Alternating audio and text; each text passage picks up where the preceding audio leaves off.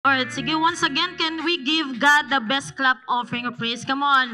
Palakpakan po natin ang ating Panginoon na buhay. Di ba dapat pag buhay ang Diyos mo talagang, wow, you worship the Lord. Ano yung wow? Ano yun? Di ba? Before we start, smile muna kayo. Yan. Sige, yan. Smile guys. Okay. Thank you Lord. O di ba? Hindi boring pag may camera. Pag may camera, automatic mag-smile eh, no? Praise God! Good morning. Kasi sa SMX nag-preach ako. Good afternoon, everyone. I'm Pastor Mai. I'm the pastor of His Life Ministries BGC. Opo, meron po tayong church sa Manila, alright? So when you have families and friends along Bonifacio Global City, please let them, invite them no, to come over to our church, His Life Ministries BGC. No, if you know University of Makati, konting tumbling lang yan. Nandyan po kami sa area na yan. Alright? Ako po ay graduate ng University of Makati. 14 years ago, meron pong missionary. Imagine, someone from Bacolod, a certain province, no, 14 years ago, entered our campus, University of Makati. No? Kami pong mga accounting students, ang nawin niya na disciple kami, and then fast forward, I'm here. Okay lang ba palapakan natin ng Panginoon? 14 years, praise the Lord. And I pray no, that you continue your walk with God. It's good to stay, no? And to stay still, no? To play din. Hindi naman. To stay still, to still serve the Lord. And I praise God kung saan tayo dinadala ng Panginoon just because you are faithful serving the Lord. Amen? So, magandang araw po, and it's such an honor to be here at His Life Ayala, no, sharing the Word of God with you all. Before we start, okay lang ba sabihin mo sa katabi mo, peace be with you. Sabihin mo sa katabi mo, peace be with you. No? Kung yung mag-asawang nag-away kanina, peace muna kayo. Okay, sabihin yung mga tatay sabihin nyo sa asawa nyo, peace muna, kahit 2 hours lang, okay lang? No, peace muna tayo, alright? So, we're in our series. Di ba po, since July, we continue this series, Life in Christ, Key to Happiness. Ibig sabihin, ang buhay no, na may Kristo, yan ang tunay, ang buhay na tunay na may kagalakan at may kasiyahan. Amen? Naniniwala ba kayo doon? Ang buhay na may Kristo, yan ang tunay na may kaligayahan, kagalakan, kasiyahan. No? You can find happiness somewhere, but it's just temporary. Amen? Pero ang buhay na may Kristo, life in Christ, it's the key, ultimate key to happiness. No? So, we continue learning from Jesus' Sermon on the Mount, tama? The Beatitudes. Right? Matthew chapter 5 verses 1 to 9. And kung kayo po'y nasubaybayan ng series po na ito, by this time, dapat kabisado nyo na. No? Kasi from verses 3, it starts there, no? Blessed are the poor in spirit. Di ba yun ang unang-una? No? The longing, no? Desperate longing that you need God. Yun ang ibig sabihin ng poor in spirit. Sana araw-araw nagiging memory verse natin siya. Maganda po, I tell you, kahit ako po'y natututo.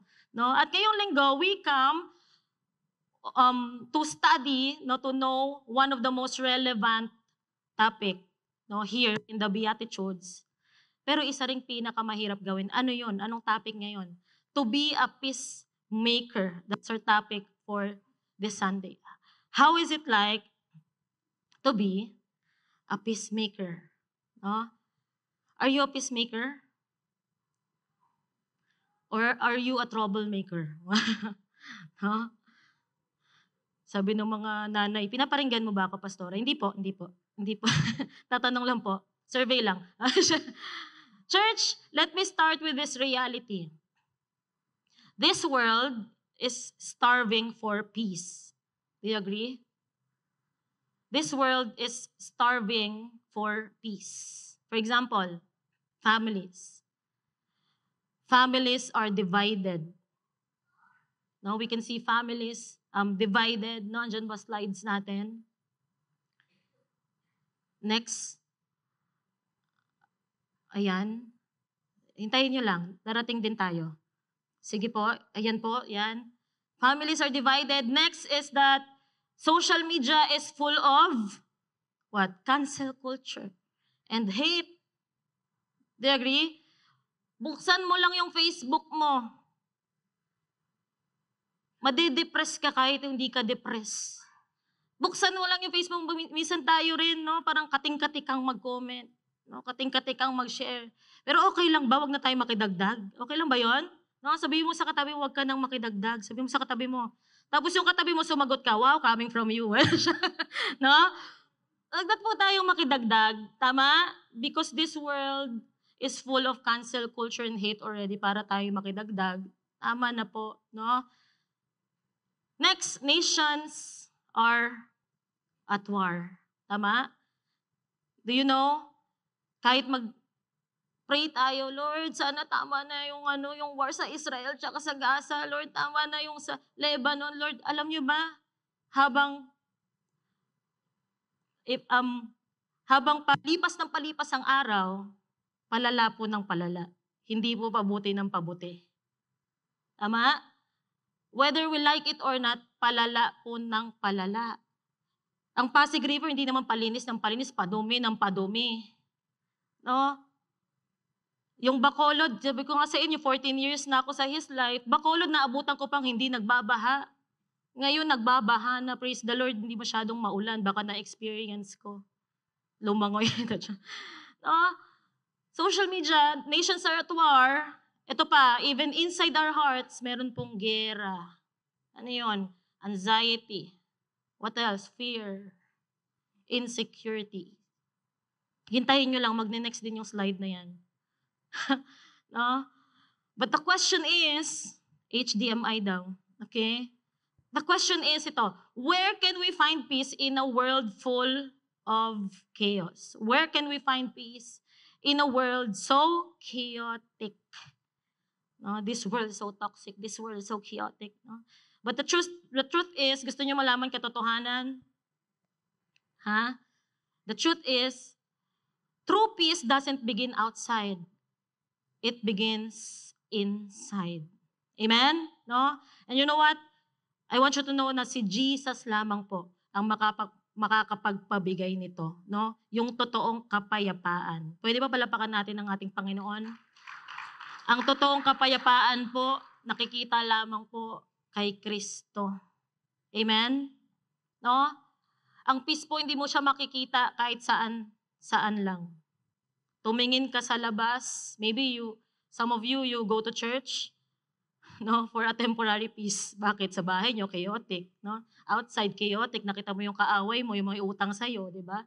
Nakakahiyang maningil, di ba? Siya pa yung mas galit pag siningil, di ba? This world is so chaotic. So you go to church kahit pa paano, di ba? You rest in the Lord, tapos sumbong mo siya kay Lord. Yun ang mas maganda. No, imbis na makicomment ka, isumbong nyo na lang kay Lord. Mas malupit si Lord magpalo. Di ba? O, di ba nakakuha kayong tip? Huwag kayong gumaya sa akin. No? Hindi mo po makukuha ang peace kung saan-saan. No? Ang paligid po puno ng gulo, ng gera. No? Pero pag tumingin ka kay Jesus, you will find the peace you are looking for. Amen? Once again, sige, palapakan natin ang Panginoon. No, huwag kang mahiya. No? Pag kay Jesus ka lang titingin, for sure you will find the peace you're looking for. In Matthew chapter 5, alam ko pa ulit-ulit na ito, alam nyo na yung context dito. No? Jesus was not talking about a peaceful world. Imagine, Jesus, ito yung context dyan, may crowd, tama? No? Many are the crowds that time. And ang maganda sa ating Panginoon, pag may crowd, hindi niya yun palalagpasin. He will preach the gospel, He will advance the kingdom of God, preach about the kingdom of heaven. No, hindi niya yun palalagpasin. No, buti si Jesus ang galing mag-evangelize. No, tayo may opportunity, nandiyan na yung classmate mo, magpe-pray ka pa, Lord. Diba? Yun na yun. Si Jesus, yun na yun, may crowd. Ginawa ni Jesus, umakit ng mountain, wala namang megaphone, wala namang wireless mic noon. Tama? Umakit ng, kaya nga sermon on the mount to eh. Umakit ng mountain para elevated, medyo nag-e-echo. Oh, diba? Galing ni Jesus eh. Diba? And then, the world there, sabi dyan, Matthew chapter 5, was not talking to a peaceful world. The Jews were under what? Roman Empire. Tama? No? Hirap na nga silang mag-tithes eh. Kasi sa crisis, tapos papatungan ka pa ng taxes. Grabe. Dami ng utang. Hindi pa, hindi pa sila nakakapangisda, may utang na sila. Nakaabang na yung mga tax collectors, no? Wala, gutom yung pamilya. May economic crisis during that time, tapos tinataga pa sila ng doble-dobleng taxes ng mga Romano, no? There was social tension, there was religious division, and there was political oppression. Imagine, no? Even yung mga kapwa nila Hudyo, tinatraidor sila. Di ba? Para makaiwas lang sa mga taxes, no? You know the story, no? And si Jesus biglang babaliktad, may ipipreach. Gusto niya maging blessing? Gusto niya blessings? Di ba? People were so hungry about blessings. No, sabi ni Jesus, I have a good news. You want to be blessed? So people were listening. Now here comes the Beatitudes. Kaya blessed are those, no? Blessed are those people were listening. Why? They were so hungry. Imagine, no? And here comes Matthew 5 chapter 9. Matthew chapter 5 verse 9, sabi niya, blessed are the peacemakers, for they will be called children of God. Notice the word there, peacemakers. No? Jesus didn't say peace lovers or peace dreamers. No, he said peacemakers. So, what does peacemaker mean? No?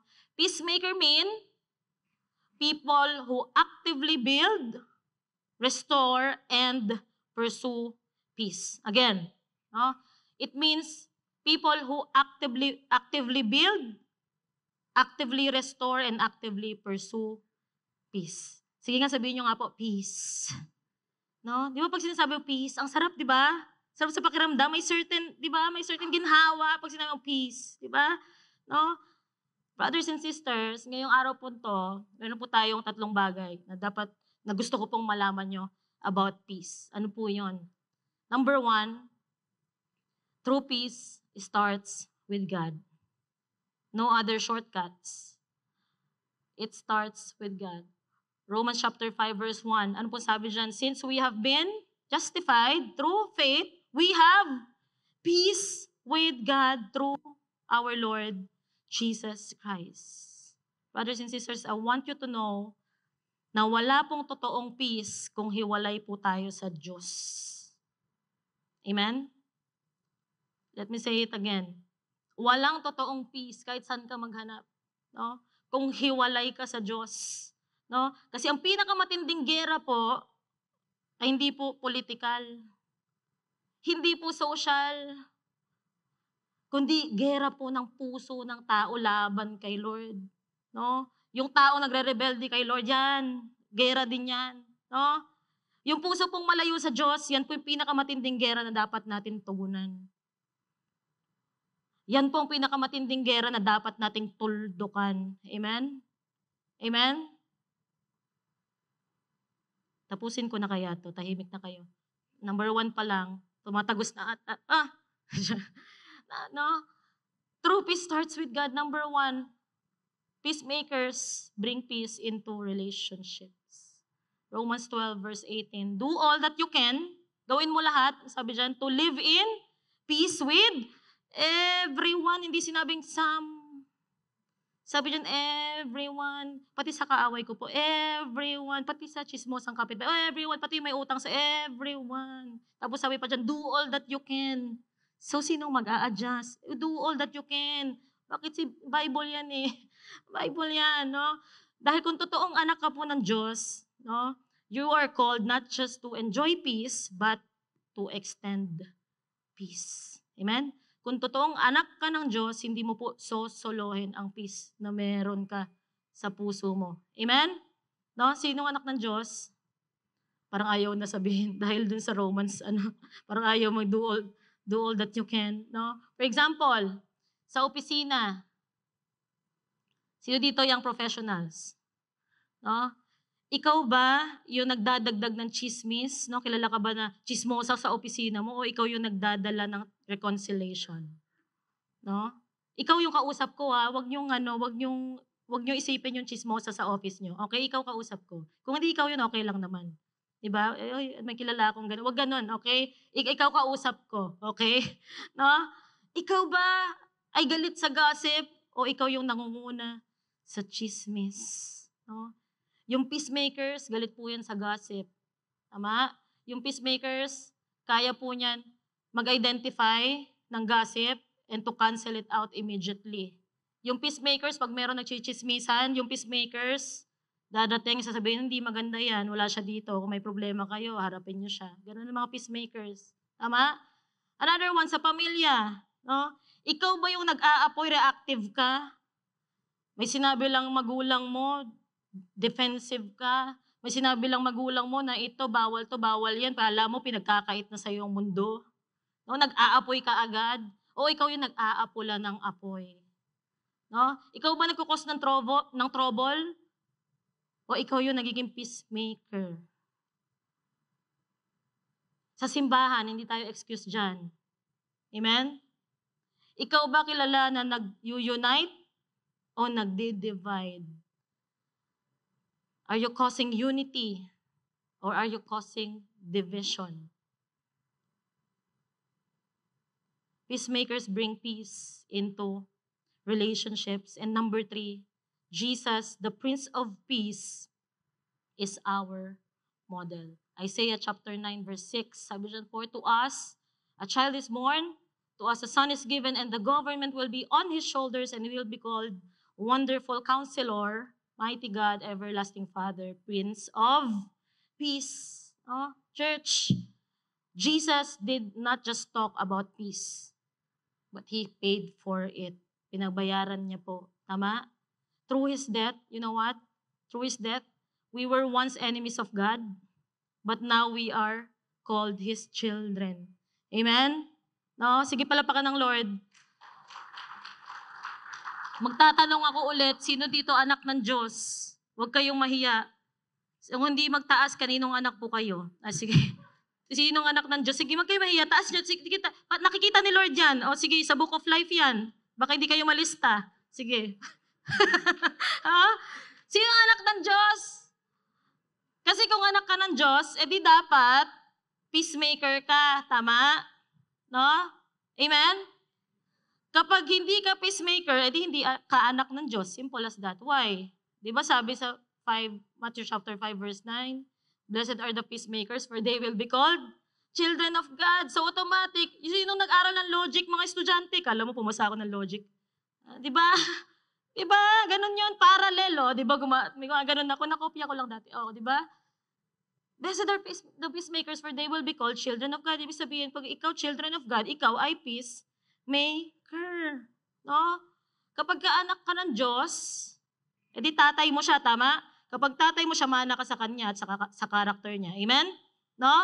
If Jesus is the Prince of Peace, then we must be peacemakers, ambassadors of peace. Yan ang tawag sa'yo. Amen? No? Kung siya gumawa ng paraan para po tayo ay magkaroon ng peace with God, no? Tayo rin dapat gagawa ng paraan para magdala ng peace sa iba. Amen? Amen? No? Pastor Mai, sige, convinced na ako. I want to be a peacemaker. No? Paano ba yan? No? So how to be a peacemaker? Number 1, receive God's peace first. Hindi ka makakapagbigay ng peace kung wala ka nito. You cannot give what you don't have. No? Magsisimula yan po sa relasyon natin kay Jesus. I pray that we will all invest with our relationship with Him. Yung tipong, hindi lang every Sunday yung relationship mo sa Kanya araw-araw. Yung tipong, tatawid ka ng pedestrian, no? Kausap mo siya. Sasakay ka ng jeep, gandang-ganda ka sa sarili mo kasi punong-puno ka ng glory ni Lord. Ganun yun. Pag anak ni God, di ba? Sigat kasi gwapo eh. Di ba? Huwag ka yung parang, ano ba to, ang pangit ko. Yung parang, no, anak ka ni Lord. Perfect ka. Ang pugi ni Jesus. Di ba? Ang anak ni Lord, huwag naman gandang-ganda sa sarili, iba na yon. Okay? Ang anak ni Lord, ganon. Feel mo, punong-puno ka ng glory ng God. Nagsashine ka. No? May we all invest with our relationship with Him. And then number 2, how to be a peacemaker? Choose forgiveness over offense. Mahirap po yan. Ayan na tayo sa forgiveness. But freedom comes when you forgive. No other way. Amen? Magpatawad ka, kailangan mo yan. You want emotional healing? No? You want to be free with that burden, yung ang bigat-bigat? No? Then forgive. Yan lang po. Yan lang po ang way, no? Forgiveness comes before healing. The reason why we're not healing because we cannot forgive. And whether you like it or not, forgiveness is our choice. It's an intentional act to say, Lord, I forgive. Why? Dahil ang forgiveness po, hindi po yan para sa kaaway mo. Huwag niyo isipin kasi iniisip natin, hindi niya deserve ma-forgive. No. Ang forgiveness po, mas tayo po ang nakikinabang. Tama? Tayo po ang pinapalaya.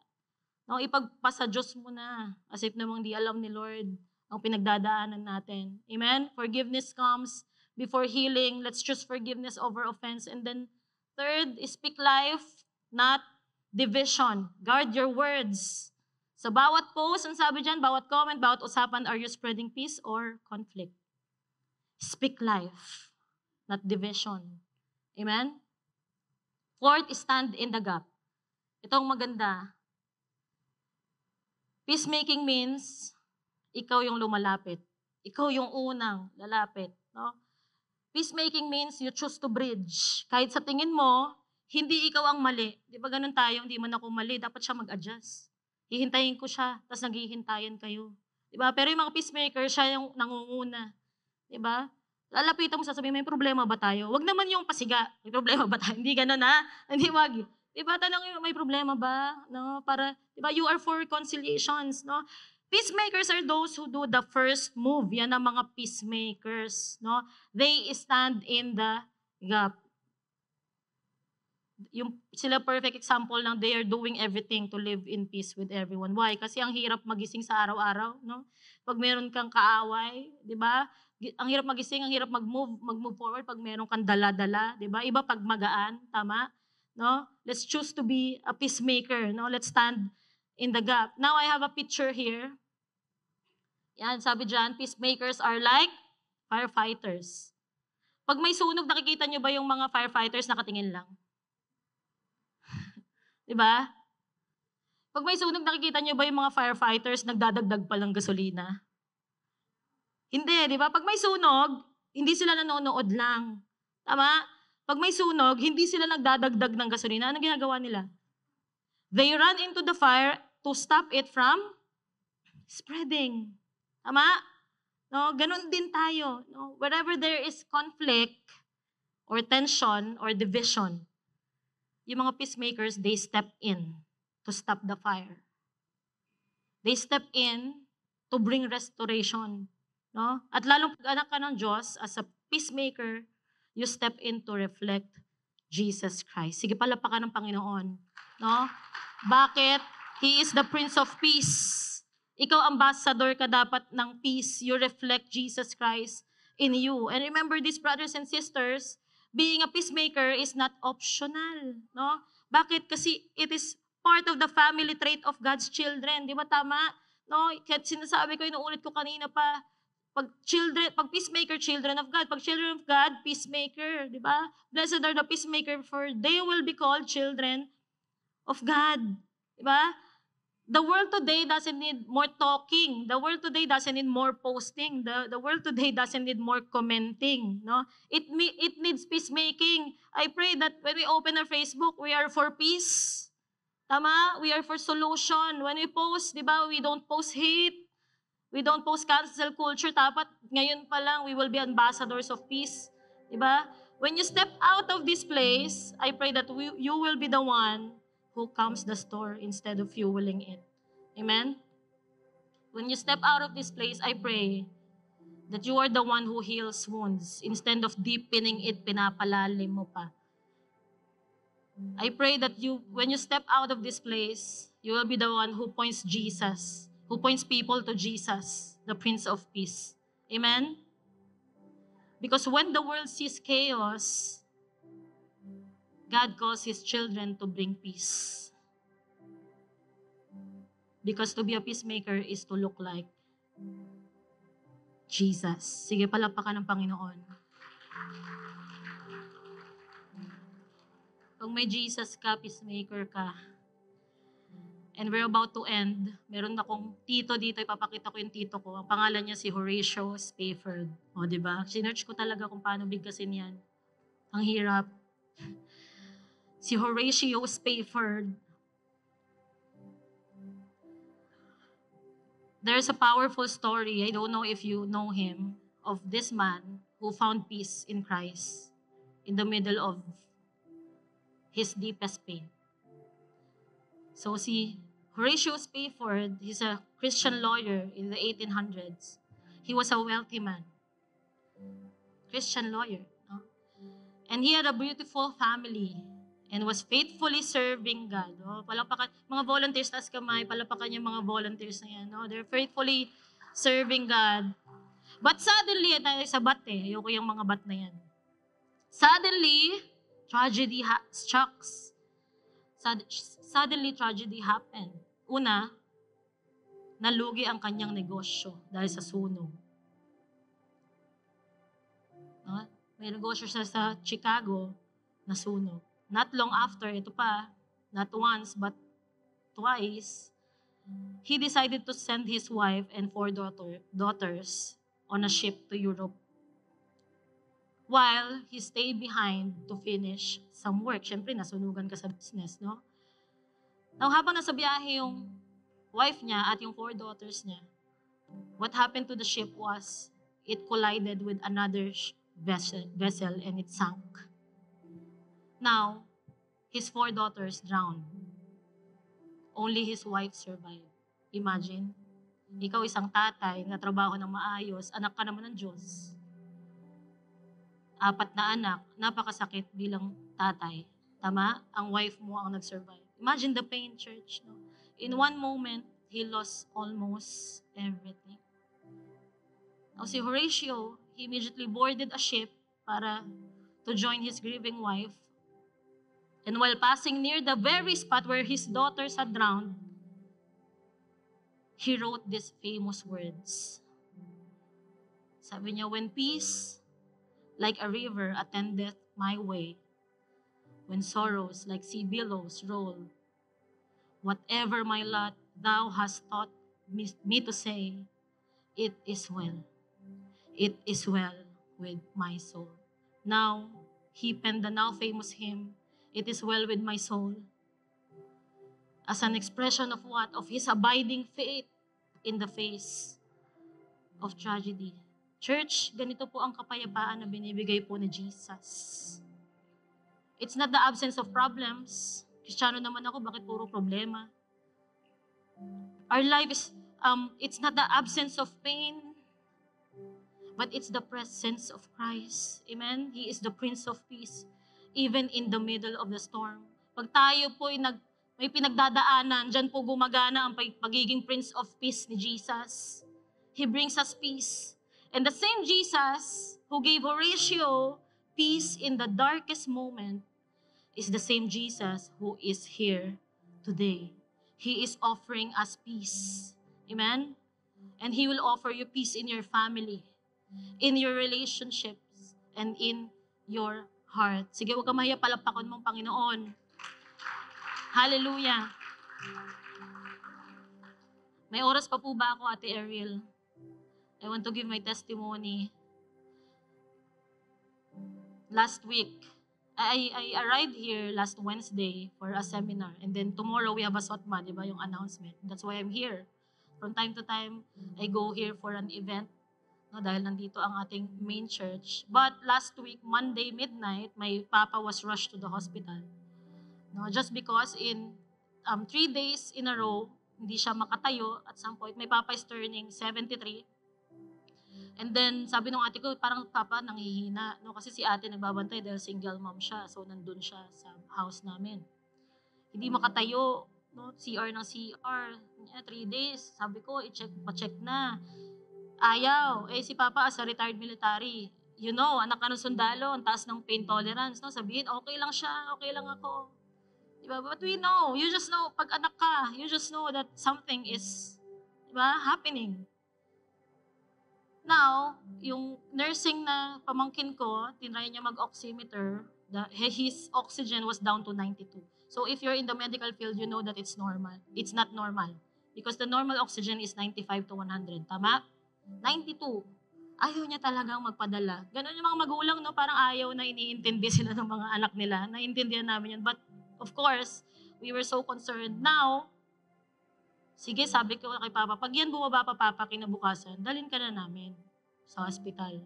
Di, okay lang ako. Kinabukasan, pagka-check ng oximeter, it was down to 89. So, no, pababa hindi pataas. So, lo and behold, yung ate ko, na panganay, para lang makonvince si Papang mag-hospital, nagpatawag na siya ng ambulance, nagkaroon po ng hostage taking, hostage po namin ng tatay ko, kasi tigas po ng ulo,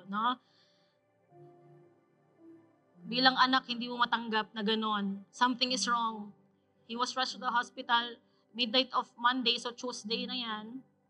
And then, sabi ng doktor, immediate result is pneumonia, Kasi oxygen oxygen, bumababa. So, if you know that merong pneumonia, alam nyo may root cause yan Bakit may pneumonia, di ba? So, sabi nila, tingnan natin yung ibang result. Later on, we found out that my papa was diagnosed with leptospirosis. So, we were all shocked. Imagine, we were all shocked.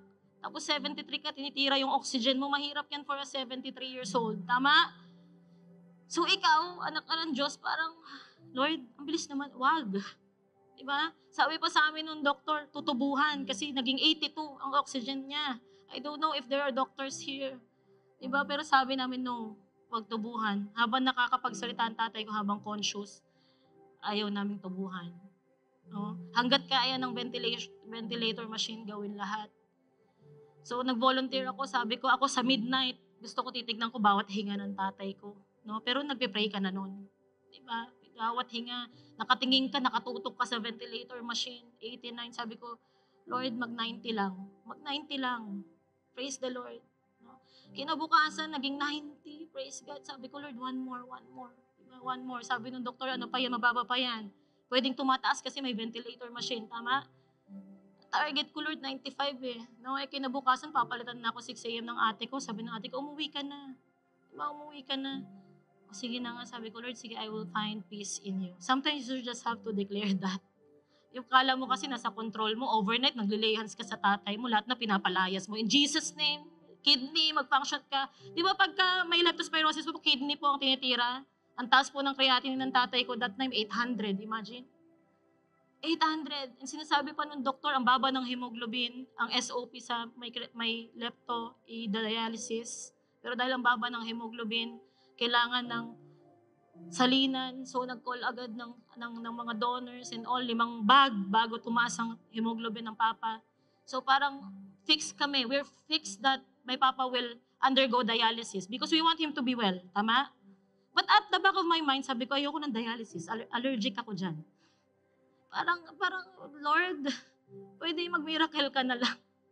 Bain mo na lang creatinine. And yung husband ko, sinasabihan ko na magsabi ka na sa mga pastors, sa mga friends. Mag-prayer request ka sa church. Kaya it's good to be in the church community. I tell you, it's good to be in the right community. People will pray for you. Pagdating ng sakuna, hindi ka po papabayaan yan. Ama, pamilya mo yan kay Lord. Now, kinabukasan yung pamangkin ko nagbantay, sabi niya, Tita May, yung oxygen ni Papa, naging 99.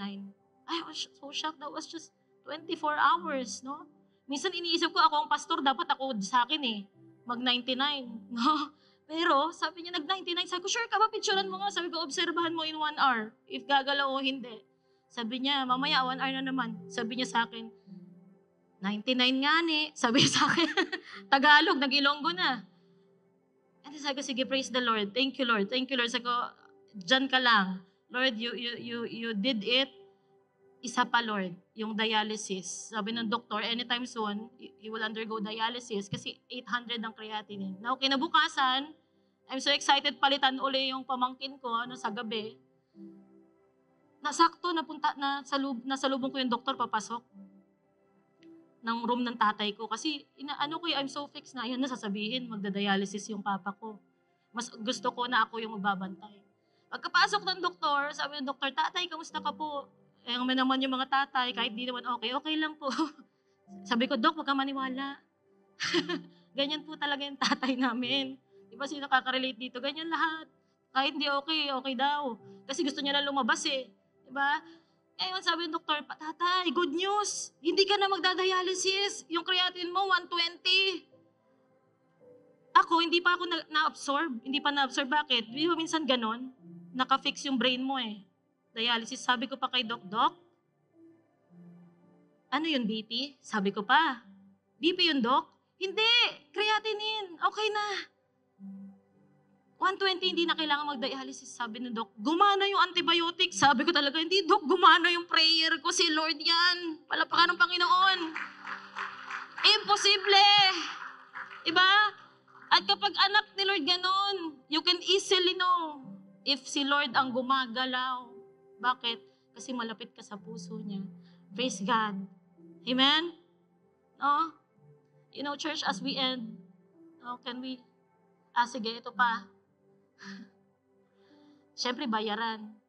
Ganyan tayo eh. Doc, do everything. Ganon-ganon ka pa, no? Pero at the back, Lord, Jesus! Bayaran, emergency, ang mahal ng rate everyday, Lord. Woo! Diba? Okay na yung creatinine, Lord. Pwede isa pa. Lord! And then yung ate ko, single mom, syempre siya yung laging available. Ito na, bayaran na. Sabi niya, oy, mag-pray kayo, bayaran na. O sige. Diba? Nandun na siya sa cashier. 7 days. Apa ko, 6 digit. Syempre expected yon. Mamaya, ate ko kasi sobrang friendly nun eh. Magkaiba kami personality. Hindi po ako palaway, okay? Introvert lang.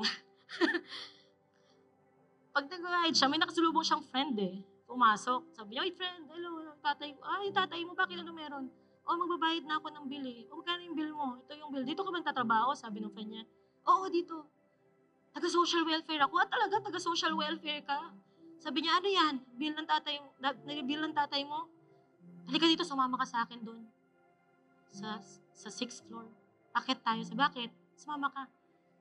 Eh, yung ate ko, pwedeng pwede makidnap yun. Sumasama lang yun. Ako, hindi ako sasama eh. Buti na lang, hindi sumakto na ako nagbantay. Hindi ako sasama. Sabi, sumama ka sa akin. Sino ka? Di ba? Lalo sa Manila, uso scamming. No. Ate ko talaga kasi siya yung gullible. Inakyat. Sabi nung ate ko, mamaya-maya, May, ang bill ni Papa, 18,000 na lang. Kung ano nangyari nung ginawa mo? Anong pinasok mo? Hindi naman kailangan. Hindi, may kakilala ako. Sigurado ka baka scam yan, networking yan. Sabi ko sa kanya, no. Masok. Sabi ko baka mamaya anghel yan ha, nagpanggap lang na friend mo. No? Then sabi ko, Lord, thank you. It must be God. No? With simple jokes, sabi ko, Lord, hindi mo pa siniro. No? Hindi mo pa siniro. Minsan ganun tayo, no? No? Tapos sabi ni Lord, wow, ikaw lang anak ng Diyos. Gusto lahat libre, o, di ba? Praise the Lord. Sa mga ganung bagay, alam mo, tatay ko yan. Amen? No? Lahat ng bagay, sabi ko sa iyo, pag sinabi ni Jesus, blessed are the peacemaker, for they will be called the children of God. Pag anak ni Lord, blessed ka sa lahat ng bagay. Amen? Kasama na dyan financial.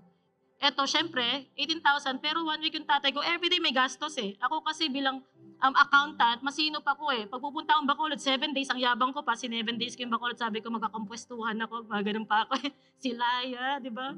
Hanggang kasi Wednesday to Wednesday ako. Ang papa ko na-discharge Tuesday, imagine, muntik na ako hindi matuloy dito. Di ba? Ang galing ni Lord sa timing, sabi ko tuloy ang Bacolod, di ba? Punta ako.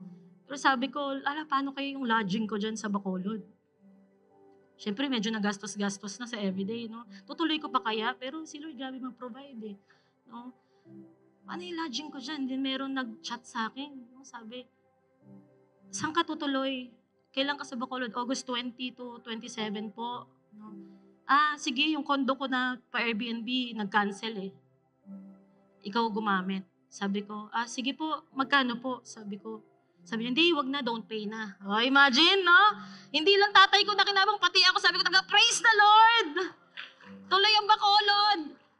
Wala lang kapwestuhan, kasi maulan nung nakaraan eh. Sira yung schedule, hindi. But praise God, everything is secured. Ganyan po ang anak ng Diyos. Ganun kakalakas. Amen? Everything is secured. And as we invite everyone to please close your eyes, bow your heads. No, I know, you know what? Maybe some of you here, you can relate. No, meron